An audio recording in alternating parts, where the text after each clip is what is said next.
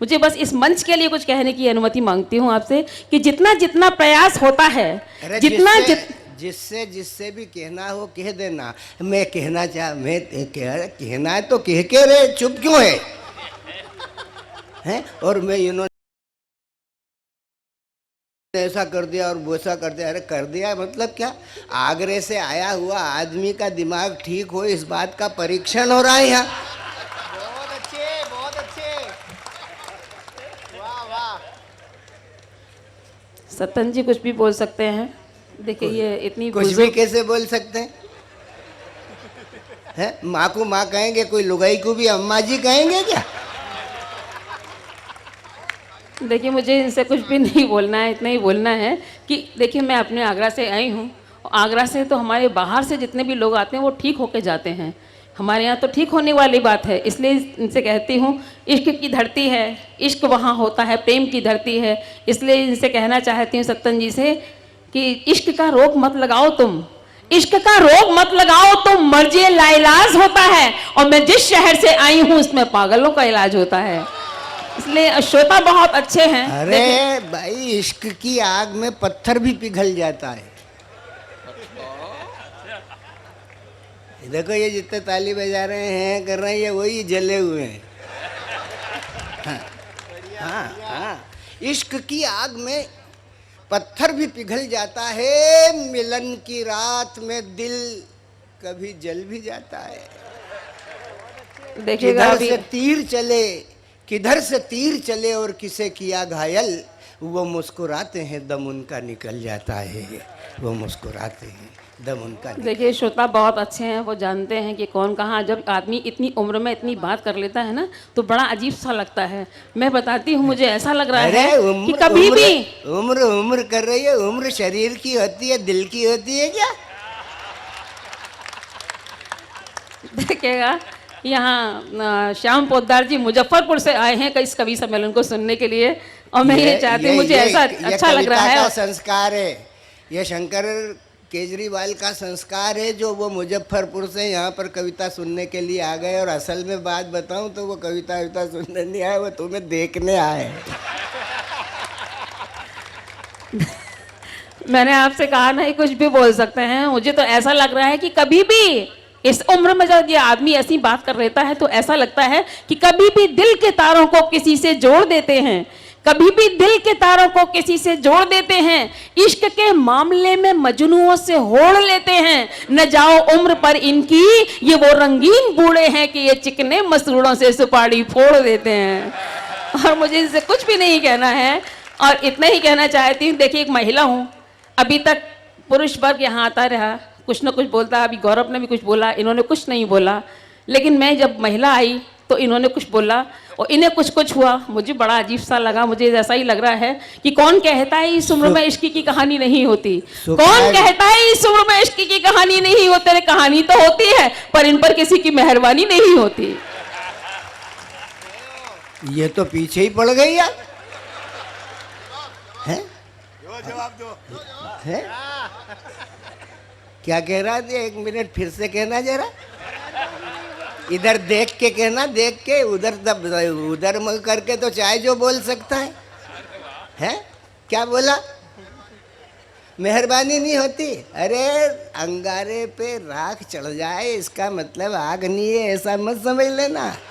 राखोड़ी हटी तो करंट मार ही देगी। पर हाँ, बुढ़ापे की नजाकत को कोई मासूम क्या जाने।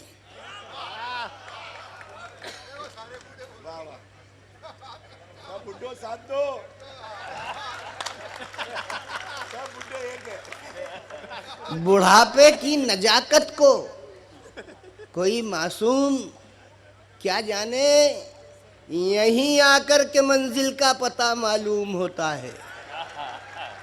और बेटा एक बात समझ ले देवी, है कि बुढ़ापे और जवानी में बस इतना फर्क होता है, वो कश्ती पार जाती है, वो बेड़ा। मुझे आपसे कुछ भी नहीं कहना है, सिर्फ इतना ही कहना है। कहना नहीं है और कहे चली जा रही है।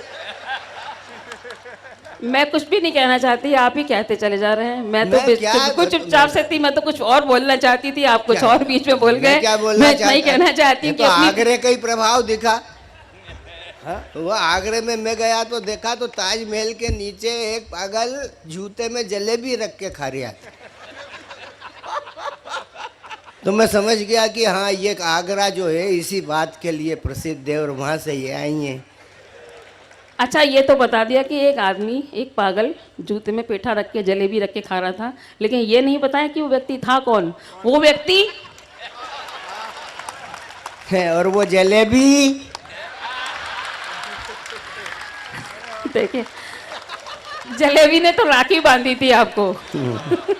इसलिए मैं कहती हूँ कि अपनी बहनों के हाथ का कंगन इनको पायल दिखाई देता है, और ये नशे में है, इनको माइक भी बोतल दिखाई देता है। और मैं कुछ नहीं कहना चाहती। पी के 2 घूंट बहकना मेरा दस्तूर नहीं।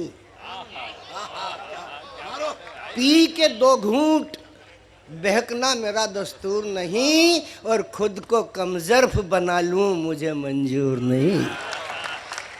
देखिए, यहाँ पर पुरुष वर्ग के साथ साथ महिला वर्ग भी उपस्थित है। मैं चाहती हूँ कि महिला वर्ग भी मेरे साथ आना चाहिए और मेरी हौसला मुझे बढ़ाना चाहिए। और क्योंकि एक पुरुष यदि मेरे साथ कोई लड़ाई में संलग्न हो तो मुझे बहनों का साथ चाहिए। मैं सारी बहनों की ओर से कहना चाहती हूँ कि यदि हम मचलते हैं तो तूफान मचल जाते हैं, और हम उबलते हैं तो भूचाल उबल जाते हैं। हमसे उलझने की कोशिश मत करो सत्तन जी, यदि हम बदलते हैं तो इतिहास बदल जाते हैं। हमारी बहनें हमारे साथ हैं, इसलिए। और मैं आपसे कुछ नहीं कहूँगी, मुझे तो ऐसा लग रहा है, मैं आगे कुछ कहने की उम्मीद से न कुछ कह के मैं पहले ही अब कुछ और कहना चाहती हूँ, और बस इतना ही कहना चाहती हूँ। कौन साहब आए न, उनको कोई बात नहीं, यदि आए हैं भाई साहब उनको नमन करते हैं। और आइएगा, सत्तन जी की तरफ मत देखिएगा, सिर्फ मेरी तरफ देखिएगा, ये देखने लायक नहीं है, लेकिन फिर भी आप सिर्फ मेरी तरफ ही हाँ, देखिएगा। ये तो सुनने ही लायक है, आप सुदर्शन हो। नहीं देखिएगा, मैं एक बात हकीकत क्या देखिएगा देखिएगा, देख ही रहे हैं, कोई सुन रहे हैं क्या? ये कुछ भी बोल सकते हैं, मैं इनसे कुछ नहीं कह। बोल सकते, बोलने का भी सलीका होना चाहिए ना। बोले देखिएगा देखिएगा, अरे तो कुछ बोल सुन नहीं रहे हो तो देख ही रहे। सब महिलाएं आपके साथ है, चिंता मत करो। नहीं नहीं है, मुझे पता है कि हमारा ये समृद्ध मंच ही मेरे साथ है, मेरी महिला बहनें मेरे साथ हैं। मुझे कुछ भी नहीं कहना पड़ रहा, मुझे सिर्फ इतना ही कहना है कि यदि मैं ये देख रही हूँ कि यहाँ के लोग इतने कविता के पारखी हैं, इतना बढ़िया तरीके से कविता सुनते हैं, इतने बढ़िया तरीके से यहाँ पर कविताओं को महत्व दिया जाता है, और हमारे यहाँ आगरा में इतने बढ़िया तरीके से कविताएँ नहीं सुनी जाती हैं। मैं आपको सही बता रही हूँ, 2 पंक्तियाँ एक कवि शायर की आपके लिए समर्पित करती हूँ कि एक हमारा नगर है आगरा, एक हमारा नगर है आगरा जहाँ लोग पत्थर दिल होते हैं, और एक आपका नगर है जहां पत्थरों के भी दिल होते हैं। बाहर से आए हुए लोगों का बहुत सम्मान करते हैं आपको, मैं आपको बहुत बहुत सम्मान करती हूं आपका। और मैं इस पंच के लिए पहले कुछ कहने की कोशिश करती हूं, उसके बाद सत्तन जी को निपटाने की कोशिश करती हूँ। आप इनको देखते रहिए, उसका इंतजार कीजिएगा।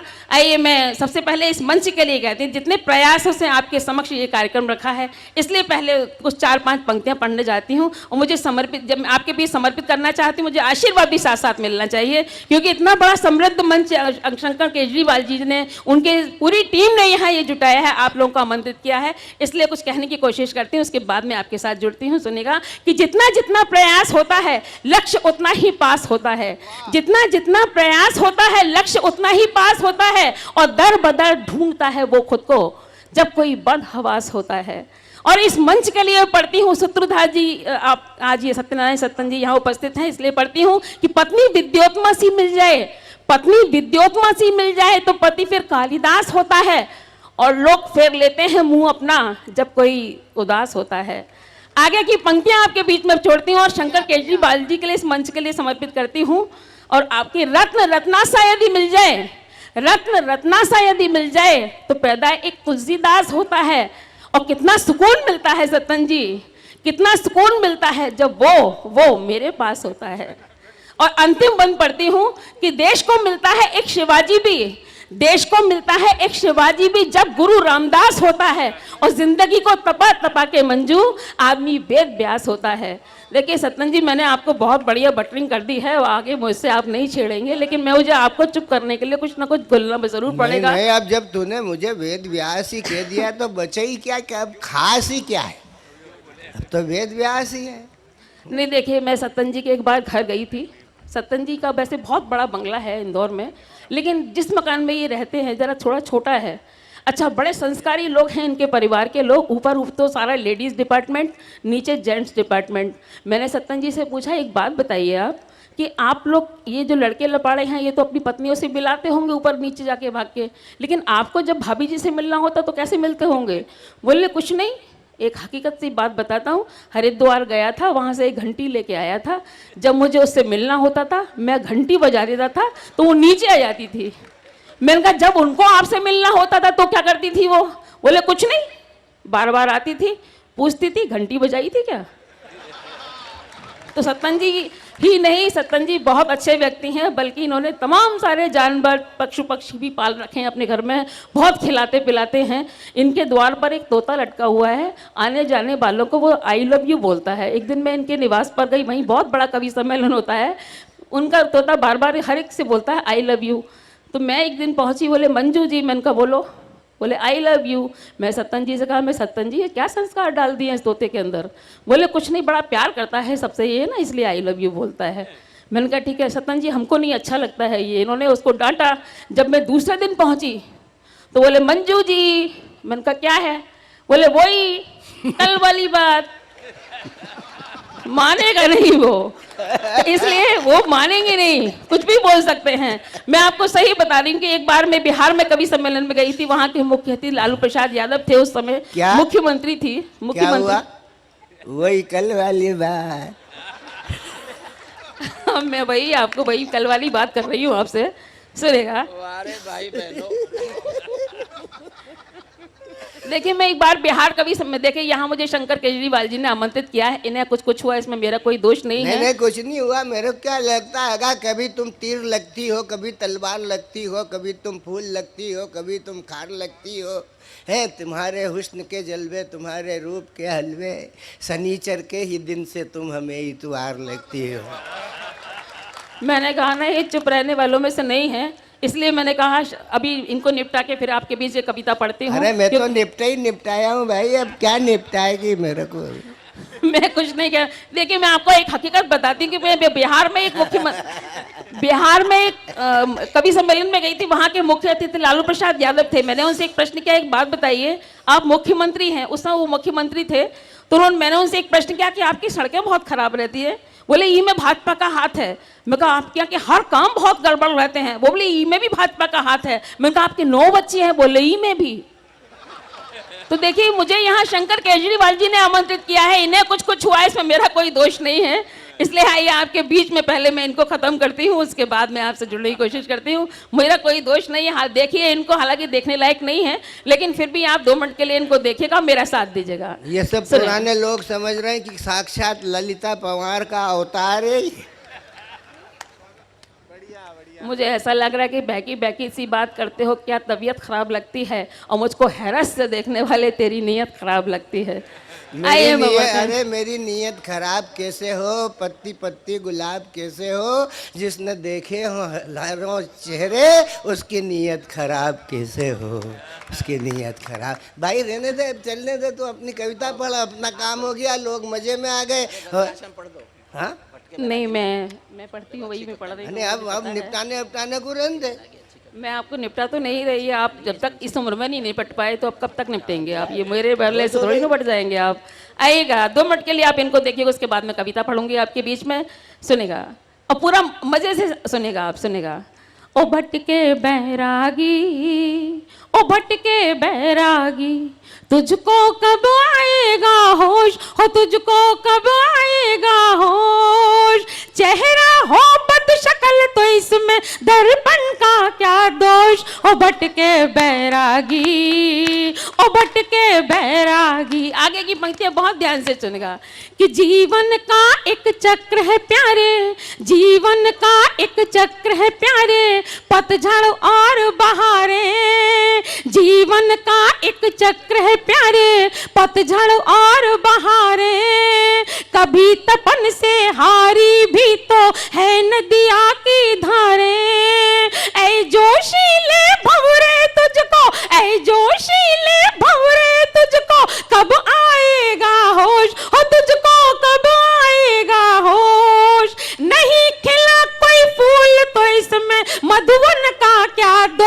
ओ भटके बैरागी, ओ भटके बैरागी। आगे की पंक्तियां और ध्यान से देखिएगा, इनकी बुजुर्गियत पे सुनाती हूँ, सुनेगा कि बन के बहता पानी मिल जा यौवन के सागर से, शुरू तो कर एक प्रेम यात्रा तू मन के अंदर से। ऐ दीवाने प्रेमी तुझको, ऐ दीवाने प्रेमी तुझको कब आएगा होश, हो तुझको कब आएगा होश।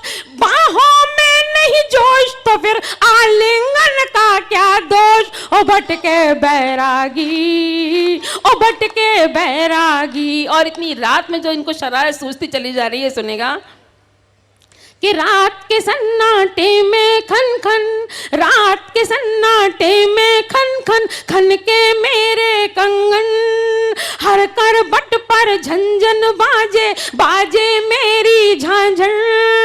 ओ संगीत के रसिया तुझको, ओ संगीत के रसिया तुझको कब आएगा होश, हो तुझको कब आएगा होश। तेरी नींद उड़ी तो मेरे कंगन का क्या दोष। ओ भटके बैरागी, ओ भटके बैरागी। मैं जानती हूँ कि बड़े बड़े ऋषि मुनियों की तपस्याएं भंग हो जाती हैं, जिसमें कि ये तो एक बाबा ही है कि ओ सन्यासी प्यासी प्यासी धरती तेरे मन की, मेरा यौवन शीतल शीतल बदली एक सावन की। ओ भोले सन्यासी तुझको, ओ भोले सन्यासी तुझको कब आएगा होश, हो तुझको कब आएगा होश। भंग हुआ सन्यास तो मेरे यौवन का क्या दोष। ओ भटके बैरागी, ओ भटके बैरागी। और आएगा, अब मैं आपके बीच एक कविता पढ़ने की अनुमति मांगती हूँ। यहाँ एक पुलिस वाले बैठे हुए थे, खड़े हुए थे, यहाँ दिखाई नहीं दे रहे, शायद पीछे खड़े हुए हैं, मुझे नहीं पता, चले गए हैं वो, कोई बात नहीं। मुझे पता है, अभी मैं बाहर खड़ी हुई थी तभी वो पुलिस वाले दिखाई दे रहे थे, तो पहले मैं उनके लिए, बेचारे इतने दूर से ये लोग इसलिए यहाँ पर आते हैं कि सभी लोगों को मैं जानती हूँ कि कोई वैसी बात तो नहीं होती है, लेकिन उससे पहले मैं एक कविता पढ़ने की अनुमति मांगती हूँ। उस कविता को मैं अपनी पूजा समझती हूँ, क्योंकि इतना परोपकार का मंच, इतना बड़ा समृद्ध मंच है, इस मंच से आपके बीच में कुछ अच्छा पहुँच जाएगा तो मेरा आना सार्थक हो जाएगा। आइए मैं आपके बीच एक कविता समर्पित करना चाहती हूँ। जयंती बेन मेहता जी बहन बैठी हुई है यहाँ पर, वो कविता सुनती हैं इस कविता के मंच पर। मैंने अभी पूछा, उनसे कहा था कि नेता लोग कविता नहीं सुनते हैं, लेकिन बोली नहीं, हम तो सिर्फ कविता सुनने के लिए यहाँ पर आते हैं, हम इस मंच पर बैठते जरूर हैं लेकिन सिर्फ कविता के लिए आते हैं। तो मैं उनको प्रणाम करती हूँ, उनके कवित्व को प्रणाम करती हूँ। आप लोगों से अनुमति मांगती हूँ कि कोई जरूरी नहीं है कि हमारे इस देश में पाकिस्तान और कश्मीर की समस्या है, हमारे अपने परिवार की भी एक समस्या है, हर तरह की समस्या है। हमारे परिवार में हमारे बच्चे इतने छोटे से लेकर इतना बड़ा करते हैं हम लोग, वही बच्चे अपने माता पिता को या तो कहीं वृद्ध आश्रम में छोड़ाते हैं या कहीं लापरवाही की दृष्टि से कर देते हैं। मैं जानती हूँ कि संस्कृति यहाँ की नहीं है, परोपकार के इस मंच की, इन श्रोताओं की नहीं है, लेकिन हो सकता है कि आज के युग में मेरा कोई भाई भटक जाए, तो मैं एक पढ़ने की अनुमति मांगती हूँ कि एक वृद्ध आश्रम में एक वृद्ध माँ अपने वृद्ध पति से क्या कह रही है। मुझे अनुमति दीजिएगा कि मैं उस कविता को आपके बीच में पहुंचाऊंगा, सुनेगा। स्वागत स्वागत स्वागत। कि मंदिरों में जाके दुआ मांगते हैं हम, मंदिरों में जाके दुआ मांगते हैं हम, तब जाके होता कहीं बच्चे का जन्म। जन्म के प्रसव की पीड़ा को सहें, ममता की कहानी को किस से कहें। सारे गम ऊंच नीच सह जाते हैं, सारे गम ऊंच नीच सह जाते हैं, बंधनों में बंध कर रह जाते हैं, पर क्यों ये बंधनों को तोड़ देते हैं। आश्रमों में लाके हमें छोड़ देते हैं, आश्रमों में लाके हमें छोड़ देते हैं। मुझे लगे कि आपके बीच कविता पहुंच रही है, इसलिए मुझे तालियों से उत्साह वर्धित कर दीजिएगा, मैं अपनी कविता को पहुंचाऊं। सुनेगा, उसकी माँ की भावना को पहुंचाती हूँ, सुनेगा। कि पाल पोस कर इन्हें बड़ा करें हम, पाल पोस कर इन्हें बड़ा करें हम, बड़ा कर पैरों पर खड़ा करें हम, कभी कोई एहसास होने नहीं दें, खुद रोए पर इन्हें रोने नहीं दें। इनके लिए तो करे जान कुर्बान, इनके लिए तो करे जान कुर्बान, अपनी ये अनबन शान कुर्बान, खुशियों को जिंदगी से से जोड़ देते हैं, फिर क्यों ये आश्रमों में छोड़ देते हैं, फिर क्यों ये आश्रमों में छोड़ देते हैं। छोटे होते हैं तो मीठा बोलते हैं ये, छोटे होते हैं तो मीठा बोलते हैं ये, मम्मी कह के जुबान खोलते हैं ये। धीरे धीरे जैसे जैसे होते हैं जवान, चेहरे से जाने लगती है मुस्कान। क्रूरता के भाव मुख आने लगते, क्रूरता के भाव मुख आने लगते, अपना ये असर दिखाने लगते, रथ को कुपथ पर मोड़ देते हैं, आश्रमों में लाके हमें छोड़ देते हैं, आश्रमों में लाके हमें छोड़ देते हैं। और जब शादी हो जाती है उसके बाद की हकीकत बयां करते हैं, सुनेगा कि जिस दिन देख लें शादी की भव्यता, जिस दिन देख लें शादी की भव्यता, मर मिट जाती बची कुछ सभ्यता। पत्नी को मानते हैं परमात्मा और भूल जाते हैं ये माँ की आत्मा। सोचते नहीं है नहीं करते विचार, सोचते नहीं है नहीं करते विचार, माता और पिता दोनों लगते हैं भार, जिम्मेदारियों से मुख मोड़ लेते हैं, आश्रमों में लाके हमें छोड़ देते हैं, आश्रमों में लाके हमें छोड़ देते हैं। एक और हकीकत आप देखते हैं, उस हकीकत को भी पहुंचाती हूँ आपके बीच, सुनेगा कि खांसते और थूकते भी डरते हैं हम, खांसते और थूकते भी डरते हैं हम, कहते हैं घर गंदा करते हैं हम, सांस में हमारी अब आती दुर्गंध, इसीलिए किया है हमारा ये प्रबंध। हम असहाय किस काम के रहे, हम असहाय किस काम के रहे, माता और पिता बस नाम के रहे, बुढ़ापे की बैसाखी को तोड़ देते हैं, आश्रमों में लाके हमें छोड़ देते हैं, आश्रमों में लाके हमें छोड़ देते हैं। अब तक तो आपके बीच एक वृद्ध माँ की भावनाओं को समर्पित कर रही थी, लेकिन अंतिम बंद मैं आप सभी लोगों के बीच में सौंपती हूँ। यदि मेरी अंतिम बात आप सभी को अच्छी लगे तो हाथ उठाकर मुझे आशीष दीजिएगा, मंच का भी आशीर्वाद चाहूंगी। सुनेगा कि सोचो जब उम्र के भी तान तनेंगे, सोचो जब उम्र के भी तान तनेंगे, उम्र और देह में जो युद्ध ठनेंगे, नश्वर शरीर युद्ध हार जाएगा, तुमको भी कोई यूं बिसार जाएगा। यानी आप कर्मों के संताप बनोगे, यानी आप कर्मों के संताप बनोगे, आप भी तो कभी माँ बाप बनोगे। काल चक्र सबको निचोड़ देते हैं, आश्रमों में लाके हमें छोड़ देते हैं, आश्रमों में लाके उन्हें छोड़ देते हैं। बहुत बहुत धन्यवाद।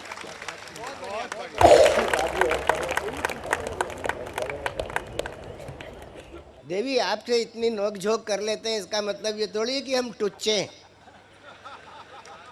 या गुंडे हैं, या हमारे चरित्र में कोई ना कोई खोट है। ये शब्द का भाव है, लोगाओं का आनंद है? इसलिए ये देश, इस देश की परंपराएं, इस देश की परंपराएं कहती है कि माता है मेरी श्री और पिता है शब्द ओम, सेवा में उनकी हाजिर इस बालक का रोम रोम।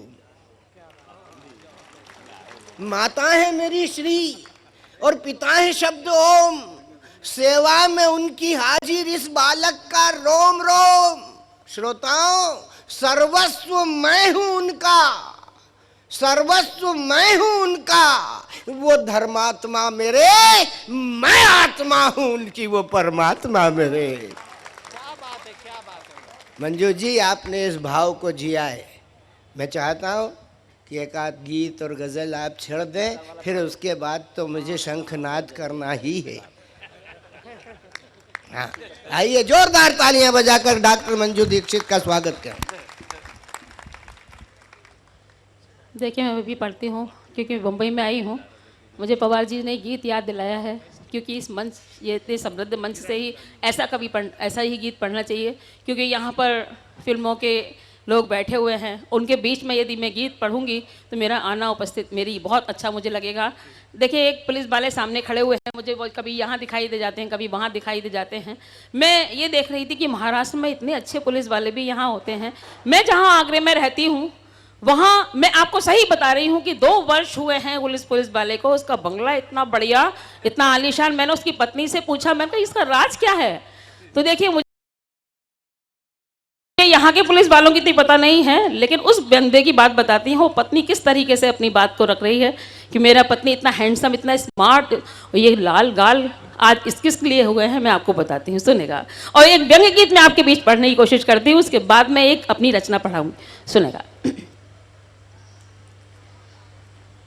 देखिए, पत्नी का पूरी व्यथा पत्नी बताती है कि जब से ये दलाल हो गए तब से माला माल हो गए, जब से ये दलाल हो गए तब से माला माल हो गए, सुर्खियां बटोरने लगे गाल इनके लाल हो गए। मुझे तब उससे तालियों से सुनेंगे तो अच्छा लगेगा, सुनेगा कि जब से ये दलाल हो गए तब से माला माल हो गए, सुर्खियां बटोरने लगे लाल इनके गाल हो गए। आगे की पंक्तियां पढ़ती हूँ कि जब से ये समंदे समा गए सुराग में, जब से ये समंदे समा गए सुराग में, भाग भी बना लिया हर किसी विभाग में, राग भैरवी सुना रहे हर एक राग में, कुछ पता नहीं किसे धकेल दे ये आग में। ये जहां खड़े हुए, ये जहां खड़े हुए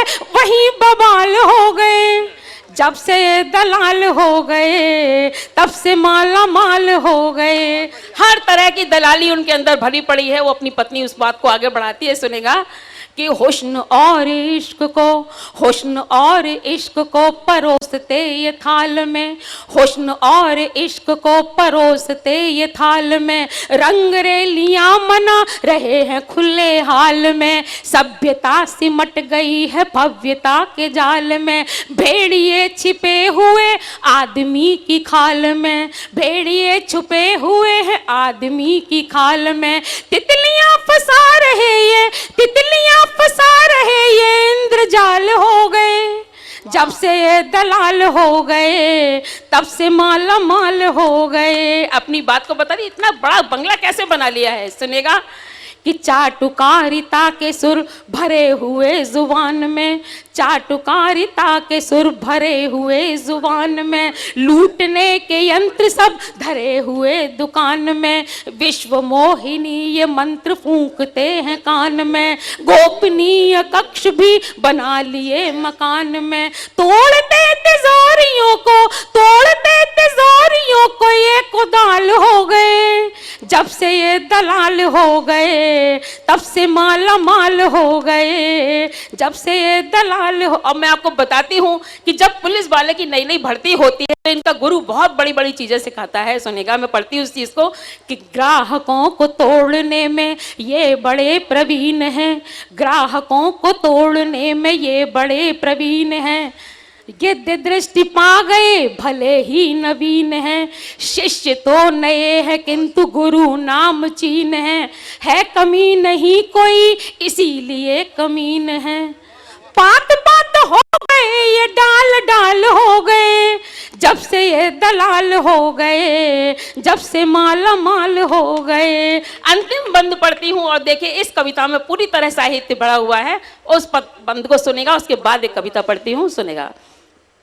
क्योंकि मुझे कहा गया है कि थोड़ा लंबा पढ़ना है, इसलिए आपके बीच में खड़ी हूँ, और यदि समझ में नहीं आ रहा तो मुझे बताइएगा, मैं बैठ सकती हूँ, मुझे कोई परेशानी नहीं है, मुझसे तो जितना पढ़ना सकते थे उतना पढ़ सकते। सुनेगा, आगे की पंक्तियाँ पढ़ती हूँ कि तोल के तुला पे एक एक शब्द बोलते, तोल के तुला पे एक एक शब्द बोलते, छेद ना मिले तो कभी भेद नहीं खोलते, कब्ज है कहाँ रुकी, कब्ज है कहाँ रुकी ये नब्ज को टटोलते, काम ना बने तो रंग में ये भंग घोलते, भूत वर्तमान और भविष्य काल हो गए, जब से ये दलाल हो गए तब से माला माल हो गए, जब से ये दलाल हो गए तब से माला माल हो गए। अब आइएगा, मैं कविता पढ़ती हूँ। देखिए, इसने समृद्ध मंच पर मुझे अच्छा लगेगा कि मेरी कविता आपके बीच पहुंचे। आज के ज़माने में फिल्मों में इतने अच्छे अच्छे गीत आ रहे हैं, लेकिन उन गीतों के सामने क्या है, कुछ कुछ का अर्थ ही नहीं पता है, कि पता नहीं लोग जाने क्यों इसको महत्व बहुत देते हैं। देखिए, मैं एक ऐसा गीत पढ़ना चाहती हूँ कि ऐसे ऐसे फिल्मी गीत आ गए हैं कि उनका कुछ अर्थ भी पता नहीं होता है। बिल्कुल 3-3 अर्थ वाले गीत, 4-4 अर्थ वाले गीत ऐसे होते, इतने अश्लील गीत होते हैं कि अपने बच्चों के सामने ना सुन सकते हैं ना देख सकते हैं। मुझे अनुमति दीजिएगा यहाँ फिल्मकारों के समक्ष मैं उस गीत को पढ़ सकूं, कि मेरी इस बात को जरूर फिल्म इंडस्ट्री में रखें। सुनेगा। देख देख अश्लील गीतों का प्रचार, देख देख अश्लील गीतों का प्रचार, काम और वासना का नंगा ये प्रसार, किन फिल्मी और गीत के ये नंगा संस्कार, सुन सुन ऐसा निर्लज्ज चीत्कार। राष्ट्रभाषा हिंदी कह रही है बार बार, राष्ट्रभाषा हिंदी कह रही है बार बार, कहाँ है मेरे प्यारे गीतकार, कहाँ है मेरे प्यारे गीतकार। आगे के बंद को पढ़ती हूँ कि तुलसी से लोकनायक कहाँ गए, तुलसी से लोकनायक कहाँ गए, राम की भक्ति के गायक कहाँ गए, अकबर के आगे जो झुके नहीं थे, पैसों के लिए जो कभी बिके नहीं थे, राजा जय सिंह जब मदमस्त थे, राजा जय सिंह जब मदमस्त थे, नई नई पत्नी में अनुरक्त थे, तब बिहारी ने लगाई थी फटकार। कहाँ है मेरे प्यारे गीतकार, कहाँ है मेरे प्यारे गीतकार। आगे की पंक्तियां पढ़ती हूँ कि भूषण से कभी तेजवान है कहाँ, भूषण से कभी तेजवान है कहाँ, भारतेंदु जैसे युगमान है कहाँ, गुप्त जी से आज राष्ट्र भक्त है कहाँ, जयशंकर से कभी सशक्त है कहाँ, पंत महादेवी और निराला भी नहीं, पंत महादेवी और निराला भी नहीं, दिनकर जैसा ये उजाला भी नहीं, माता शारदे का मन रोए बार बार। कहाँ है मेरे प्यारे गीतकार, कहाँ है मेरे प्यारे गीतकार, कहाँ है मेरे प्यारे गीतकार।